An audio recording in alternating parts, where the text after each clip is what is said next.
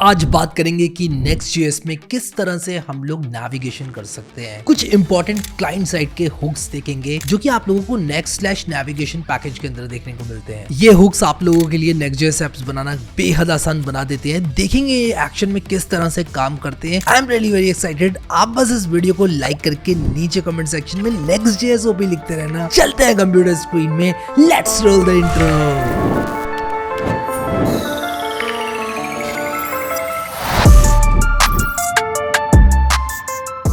तो गाइस हमेशा की तरह मैंने यहाँ पर वीडियो 132 नाम का एक फोल्डर बना लिया है और इसको मैं VS कोड में खोलने वाला हूँ। तो मैं यहाँ पर शिफ्ट राइट क्लिक करूंगा और इसके बाद मैं VS कोड में इसको खोल लूंगा और यहाँ पर हम वही करेंगे, अपना एक Next.js प्रोजेक्ट बनाने वाले हैं।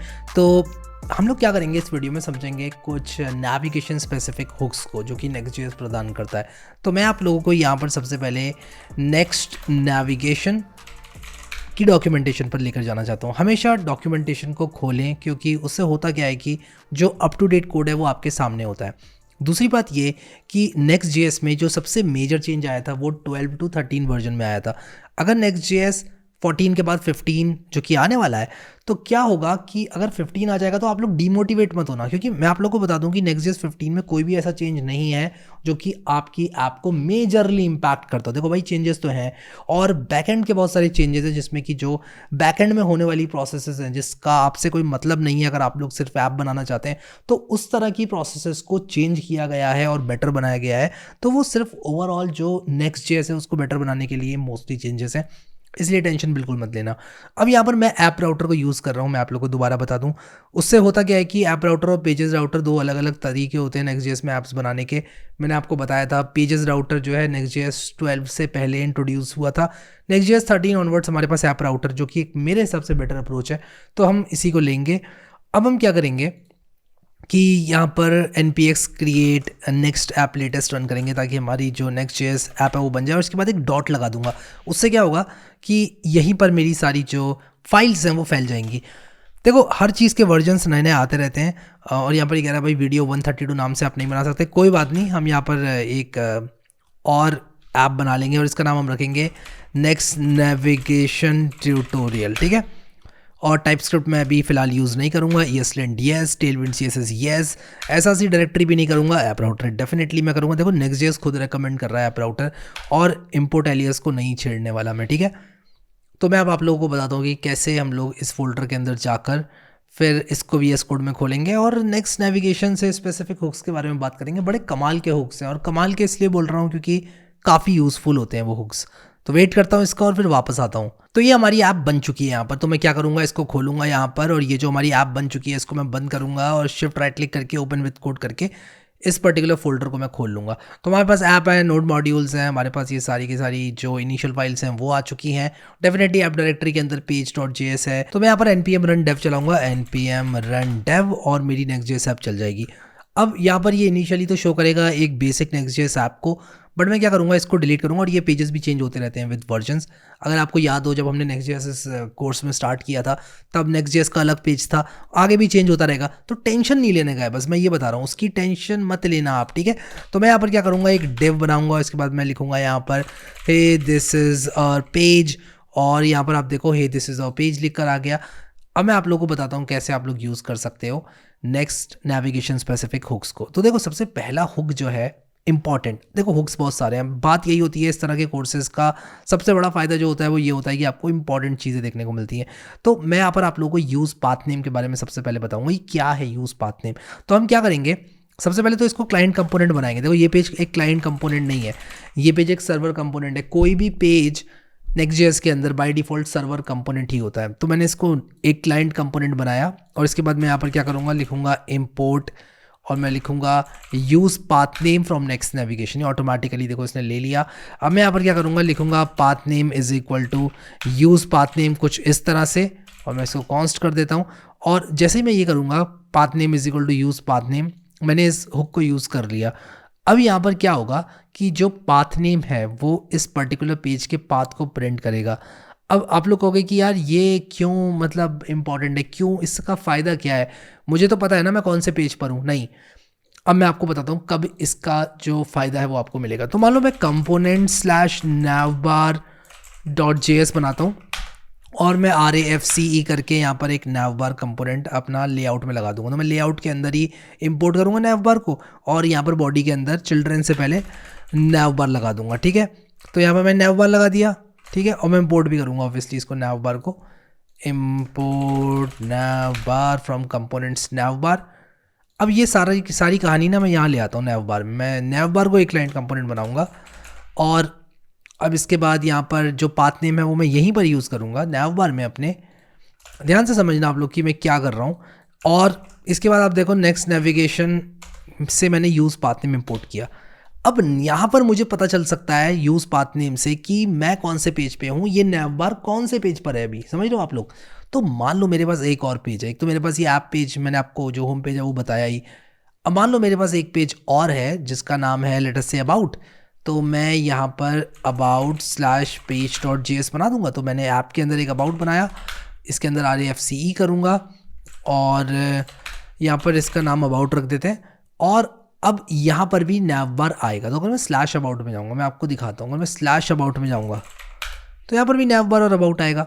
तो अब मैं यहाँ पर कुछ इस तरह के काम कर सकता हूँ। मैं यहाँ पर कह सकता हूँ कि भाई देखो यहाँ पर क्या करो, एक डिव लगाओ। इनफैक्ट मैं एक काम करूँगा कि इस डिव के अंदर एक और डिव लगा के नैवबार लिखूँगा और यहाँ पर मैं लिखूँगा डिव और यहाँ पर मैं लिखूँगा UR इनसाइड। फिर मैं यहाँ पर क्या लिखूँगा, मैं लिखूँगा पाथ नेम, ठीक है। तो क्या होता है कि जो पाथ नेम होता है, देखो यहाँ स्लैश अबाउट है पाथ नेम, तो UR इनसाइड स्लैश अबाउट। और यहाँ पर मैं अगर होम पेज पर हूँ तो ये कह रहा है UR इनसाइड स्लैश। कौन से पेज पर आपको ये पता करना है, यूज़ पाथ नेम का आप प्रयोग करोगे।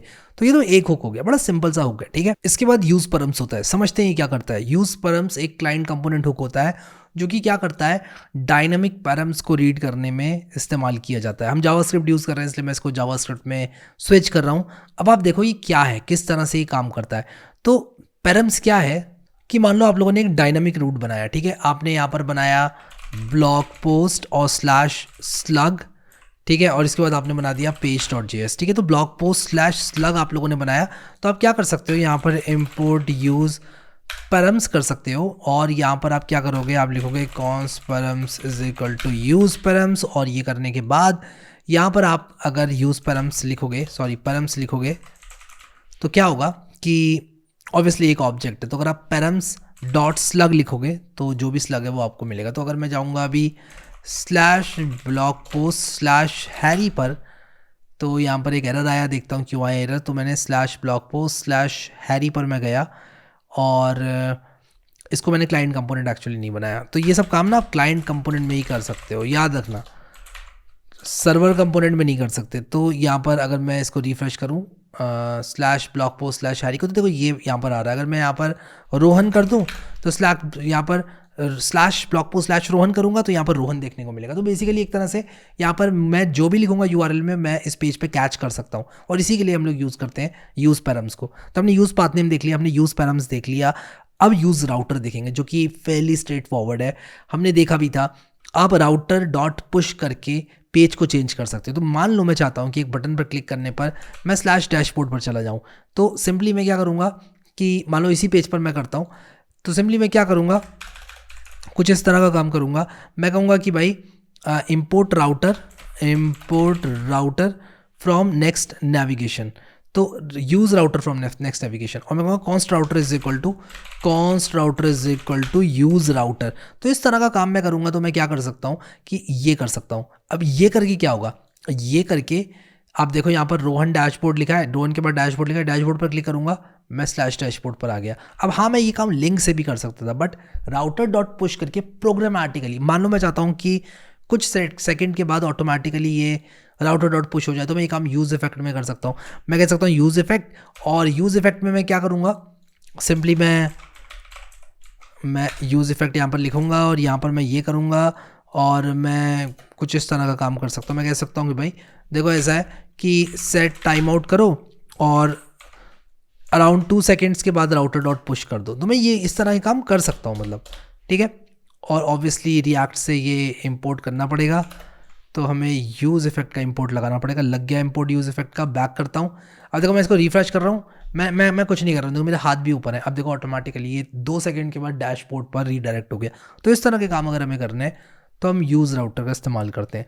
इसके बाद last but not the least use search params, जो कि हमको हेल्प करता है ये वाले सर्च परम्स निकालने में। तो मान लो मेरे पास ये पेज है, होम पेज है, मान लो मैं question mark blog is equal to Harry and मान लो डालना चाहता हूँ कि UTM source is equal to, मान लो मैं लिखना चाहता हूँ इंस्टाग्राम। मान लो हम एक ब्लॉग बना रहे हैं, हम ये देख रहे हैं ट्रैफिक कहाँ से आया, ठीक है। तो मैं चाहता हूँ कि ये ब्लॉग और UTM सोर्स मुझे यहाँ पर मिल जाए। कैसे करूँगा? और उसी के लिए यूज़ सर्च परम्स का इस्तेमाल किया जाता है। तो इसको मैं क्लाइंट कंपोनेंट बना देता हूँ और मैं यहाँ पर क्या करूँगा, मैं लिखूँगा import use search params from next navigation and VS code आप यूज़ करते हो तो सब कुछ आपको सजेस्ट होता रहता है, थोड़ा थोड़ा लिख कर एंटर मारते रहते हो आप और ईजी हो जाती हैं चीज़ें आप लोगों के लिए बहुत। तो मैं यहाँ पर लिखूँगा hey this is a page and blog is, और मैं यहाँ पर लिख दूँगा const search params is equal to use search params, और मैं लिख दूँगा search params dot blog and, और क्या चीज़ थी, एंड UTM सोर्स इज, क्या थी हमारी UTM source, UTM underscore source भी मुझे लेनी है। तो मैं कहूँगा search params dot UTM underscore source, search params dot UTM underscore source. और ये करने के बाद आप देखो hey this is a page and blog is, हमारा ब्लॉग भी नहीं आया, UTM सोर्स भी नहीं आया। ऐसा क्यों हुआ? ओके, तो हमें यहाँ पर गेट मेथड का इस्तेमाल करना पड़ता है। हम इस तरह से नहीं ले सकते इसको, हमें गेट मेथड का इस्तेमाल करना पड़ता है। तो ये एक गलती है जो कि पर्सनली मैं बहुत ज़्यादा करता हूँ, क्योंकि मुझे लगता है कि यार ये डायरेक्टली एक ऑब्जेक्ट है, बट नहीं, ये ऑब्जेक्ट नहीं है। आप इसको क्या कर सकते हो, इस पर गेट मेथड लगा सकते हो इस ऑब्जेक्ट पर, और डायरेक्टली इसके अंदर ब्लॉग और UTM सोर्स नहीं होते, बट डॉट गेट ब्लॉग और डॉट गेट UTM सोर्स आप करोगे तो ये आ जाएगा। देखो यहाँ पर आ रहा है हैरी और यहाँ पर UTM सोर्स इंस्टाग्राम आ रहा है। अब अगर मैं इसको फेसबुक कर दूँ तो ये देखो यहाँ पर फेसबुक आ गया। तो हम इस तरह के पैरामीटर्स को भी कैच कर सकते हैं within our client component. So I hope कि आप लोगों को मज़ा आ रहा है इस कोर्स के अंदर। अगर आप लोगों ने कोर्स की प्लेलिस्ट एक्सेस नहीं करी है तो इसको एक्सेस ज़रूर करना, और आने वाले वीडियोस में हम Next.js के कुछ इंपॉर्टेंट चीज़ें और पढ़ने वाले हैं। सो आई होप कि आप लोगों को वीडियो पसंद आया। Thank you so much guys for watching this video and I will see you next time.